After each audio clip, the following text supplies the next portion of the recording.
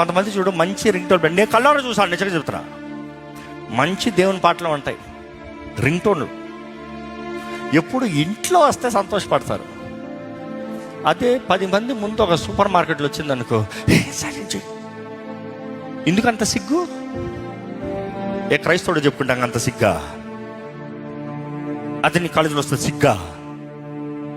10 మంది అవమానపరుచుకుంటా, హేళన చేసుకుంటా, బూతు పాటలు మాట్లాడుకుంటా, పాడుకుంటా ఉంటే నీకు దేవుని పాట వస్తే సిగ్గా? What are you ashamed of? What are you ashamed of?